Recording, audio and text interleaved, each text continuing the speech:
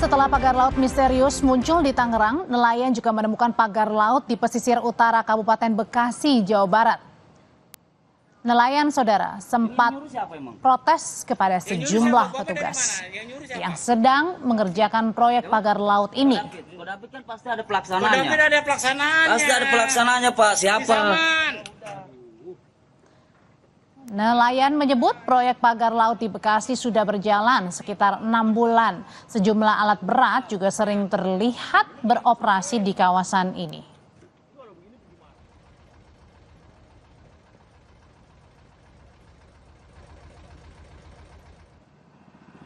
Dalam video amatir yang diambil nelayan, ribuan batang bambu terpasang rapi di dua sudut wilayah Tarumajaya dan sebuah alat berat sedang beroperasi di sekitarnya. Namun, pagar laut di Bekasi sedikit berbeda dengan pagar laut misterius yang juga berada sebelumnya di Laut Tangerang. Struktur pagar laut di Bekasi terlihat menopang gundukan tanah. Adapun di tengah-tengah pagar laut terdapat perairan yang menyerupai sungai.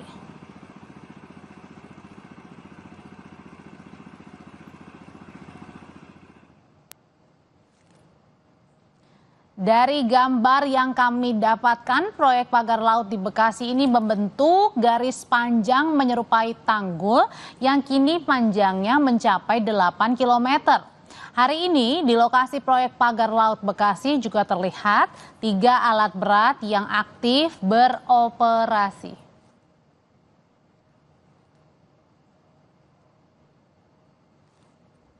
Kementerian Kelautan dan Perikanan mengidentifikasi dan mengetahui pemilik pagar laut di kawasan Kabupaten Bekasi. Dipastikan pagar ini melanggar kegiatan pemanfaatan ruang laut karena tidak punya izin persetujuan kesesuaian kegiatan pemanfaatan ruang laut. Meski tidak menyebutkan pemilik pagar laut di Bekasi, staf khusus Menteri KKP Doni Ismanto Darwin mengatakan telah mengirimkan surat untuk melakukan penghentian aktivitas. Itu pemiliknya kita sudah ketahui dan kita bergerak bukan karena viral ya. Kita itu tanggal 19 Desember sudah kirim surat PSDKP. Jadi sekarang memang lagi ada proses penegakan hukum karena ada indikasi pelanggaran kegiatan pemanfaatan ruang laut yang tidak memiliki izin PKKPRL. Pemiliknya kita tahu, ini beda nih. Nah, jadi pemiliknya kita tahu, tapi saya nggak bisa sebut siapa pemiliknya. Kalau teman-teman melakukan investigasi, silahkan datang ke lokasi. Nama PT-nya ada. Sementara Wahana Lingkungan Hidup Indonesia Walhi bilang Presiden harus segera memanggil menteri terkait untuk mengklarifikasi sejumlah temuan pagar laut di wilayah Bekasi dan Tangerang. Walhi menilai pagar laut diduga untuk proyek reklamasi dan bisa menimbulkan kerusakan terhadap ekosistem. Ada bagian dari wilayah Indonesia dikeruk, dihilangkan pulaunya, terus ada bagian pulau yang ditambah. Itu dia akan merubah banyak hal. Merubah geomorfologis, merubah arus laut, merubah ekologi terumbu karang. Dan selama ini yang tidak pernah didalami oleh pemerintah, efek domino dan dampak sistematis yang akan terjadi terhadap masyarakat. Presiden harus panggil menteri-menteri dari Partai Amanat Nasional karena beberapa izin yang berkaitan dengan pengerukan pasir, ekspor pasir kemarin dan sekarang juga wilayah yang akan diuruk ini juga dalam kewenangan menteri yang terafiliasi dengan Partai Amanat Nasional. Saya pikir Presiden harus panggil. Selain di Bekasi, Jawa Barat, sebelumnya pagar laut juga sudah ditemukan di Tangerang, Banten. Yang ini menuai polemik juga. Kementerian Kelautan dan Perikanan menyegel pagar bambu misterius sepanjang 30 km di perairan Tangerang, Banten. Penyegelan dilakukan karena pagar bambu laut tidak mengantongi izin dasar kesesuaian kegiatan pemanfaatan ruang laut. Kementerian Kelautan dan Perikanan memberikan waktu 20 hari agar pagar yang dibangun sejak bulan Agustus lalu dibongkar. Jika tidak, maka akan diberikan sanksi. KKP bilang masih mendalami pembuat dan tujuan pembuatan pagar. Ya begini, kan ini kan kita belum tahu siapa yang punya.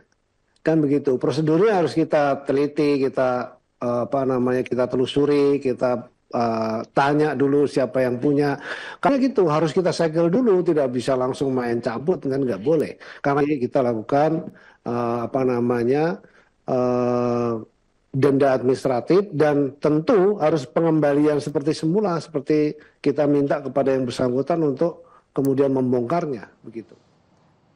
Ke informasi berikutnya, Saudara, tim Lafor Polda Jawa Timur menemukan 3 selongsong bekas kembang api di lokasi meledaknya rumah pribadi anggota polisi di Mojokerto, Jawa Timur. Polisi masih mendalami penyebab meledaknya kembang api, termasuk jumlahnya yang mengakibatkan 2 orang meninggal.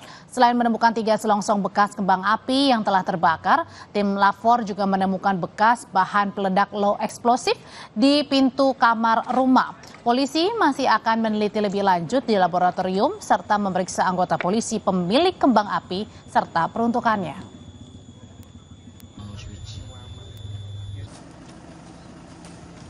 Antara lain klorat, sulfur, karbon. Nah, itu bagian-bagian dari bahan yang ada di dalam silinder. Itu kalau kategori jenis bahan berat itu low explosive.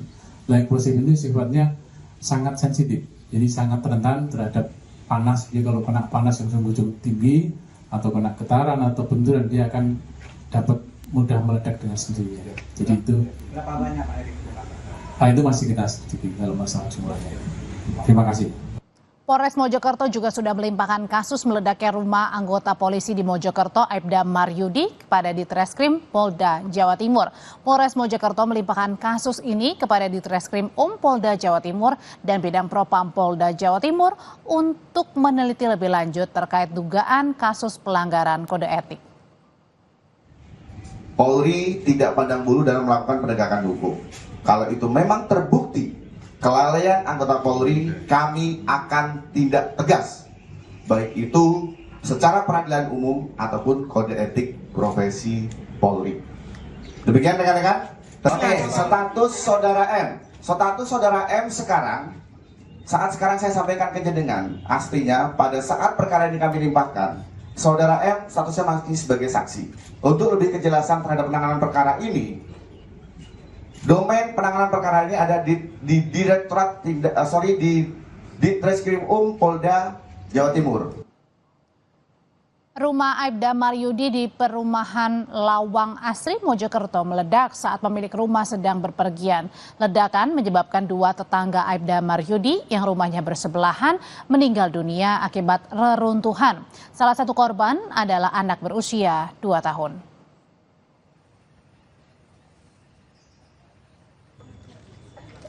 Ketua Umum PSSI Erick Thohir menyebut proses